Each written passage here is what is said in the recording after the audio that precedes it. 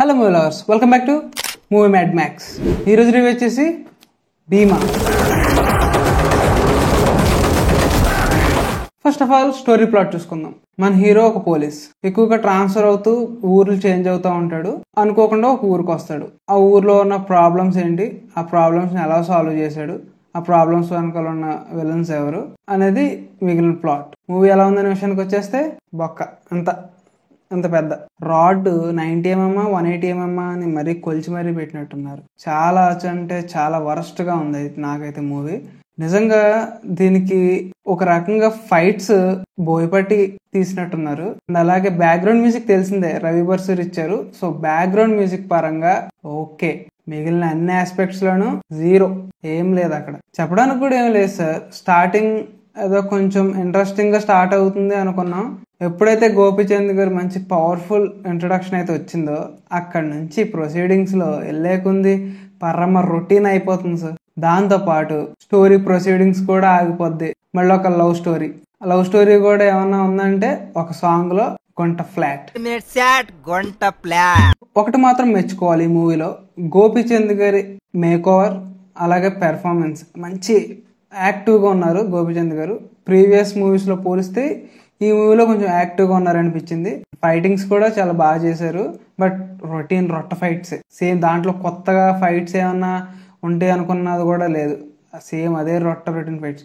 కోడితే ఇద్దరు గాల్లో ఎగరాలి, ఏం లేదయ్యా మూవీలో. అసలు మరీ గోపీచంద్ గారు మరి ఇలాంటి మూవీస్ ని యాక్సెప్ట్ చేయకుండా ఉంటే బెస్ట్. సో ఏంటంటే ఒక కమర్షియల్ ఎలిమెంట్స్ ఉన్నదానికి ఒక చిన్న ఫ్యాంటసీ టచ్ ఇచ్చి మన ముందుకు తీసుకొచ్చారు అంతే. సాంగ్స్ అయితే ఏమంత పేలలేదు. అలాగే అనుకుంటే బ్యాక్గ్రౌండ్ మ్యూజిక్ ఓకే. ఈ మూవీలో కొంచెం ఏమన్నా సేవ్ పెట్టిన మనీకి కొంచెం ఏమన్నా వర్త్ ఉందంటే ఆ బ్యాక్గ్రౌండ్ మ్యూజిక్ ఒకటి.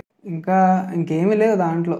ఆ విజువల్స్ కూడా మరీ ఆడ్ గా ఉన్నాయి. అండ్ అలాగే డైలాగ్స్, డైలాగ్స్ ఏంటంటే కొటేషన్స్ చదువుతూ ఉంటాం కదా, కాన్ఫిడెంట్ గా చదువుతాం చూడండి, అలా ఉన్నాయి కొటేషన్స్. డైలాగ్స్ అయితే హీరోకే ఎలివేషన్ ఇచ్చుకుంటా ఉంటాడు. నార్మల్ ఎవరైనా ఇస్తే ఉంటేనే మనకు నచ్చదు, అలాంటి హీరోకే ఎలివేషన్ ఇచ్చుకుంటా ఉంటాడు మూవీలో. మొదలు పెడితే ఈ ఊర్లో శ్మశానం కూడా సరిపోతున్నా. అదైతే బాబోయ్ మరీ రాడ్ రంబోల్ అనిపించింది నాకైతే నచ్చలేదు. అసలు ఏ పార్ట్లోనూ నచ్చలేదు. ఇది ఎవరో ఏమనుకున్నా సరే చూసి మీకు నచ్చితే కనుక మీకు ఎలా ఉందనేది కింద కామెంట్ చేయండి. బట్ ఇది నా పర్సనల్ ఒపీనియన్. సో మీరు కింద కామెంట్ ఏం చేసుకున్నా సరే నో ప్రాబ్లం. సో పాజిటివ్స్ చూసుకుంటే ఏం లేవు పాజిటివ్స్. మహా అయితే పాజిటివ్స్ ఆ బ్యాక్గ్రౌండ్ మ్యూజిక్ ఒకటి చెప్పొచ్చు. గోపీచంద్ గారి పవర్ఫుల్ యాక్టింగ్, కొంచెం ఎనర్జీగా ఉన్నారు, అదొకటి. అండ్ ఇంకా అంటే ఏం లేదు, మిగిలిన కాస్ట్ పర్ఫార్మెన్స్ అందరూ ఏదో వచ్చి నవ్విచ్చామా అన్నట్టు వెళ్ళిపోయారు. ఎక్కడో ఒక్కో చోటన వన్ లైనర్ అనేది పేలింది అంతే తప్పనిచ్చి మొత్తం కామెడీగా సెట్ అవ్వలేదు. మంచి లవ్ ట్రాక్ కింద సెట్ అవ్వలేదు. ఫ్యాంటసీ ఏదో అనుకున్నారు, ఆ ఫ్యాంటసీ కింద సెట్ అవ్వలేదు. కమర్షియల్ ఎలిమెంట్స్ తీసుకొచ్చితేనేమో అది సేమ్ అదే రొటీన్ ఫార్ములాకి వెళ్ళిపోయింది. సో ఇదొక రొట్టే. సో మైనస్లు అంటే నేను చెప్పిన పైన పాజిటివ్స్ తప్పనిచ్చి అన్ని మైనస్. వన్ వర్డ్ రివ్యూలో చెప్పాలంటే నాకైతే నచ్చలేదు. అండ్ మీరు ఏదన్నా పర్లేదు కమర్షియల్ గా రొటీన్ గా ఉన్న పర్లేదు, 4 ఫైట్స్ 4 కామెడీ జోక్స్ ఉంటే చాలు అనుకుంటే కనుక మీరు దీనికి ప్రిఫర్ చేసుకోవచ్చు. మీకు ఒక మోస్తారుగా నచ్చొచ్చు. కొత్తగా మీరు ఎక్స్పీరియన్స్ చేయాలనుకుంటే కనుక దీని బదులు నేను గామిని అయితే సజెస్ట్ చేస్తాను. ఎందుకంటే మీరు దాంట్లో కొత్త వరల్డ్ లోకి అయితే తీసుకెళ్తారు అండ్ ఎక్స్పీరియన్స్ కూడా మీకు కొత్తగా అనిపిస్తుంది అదైతే.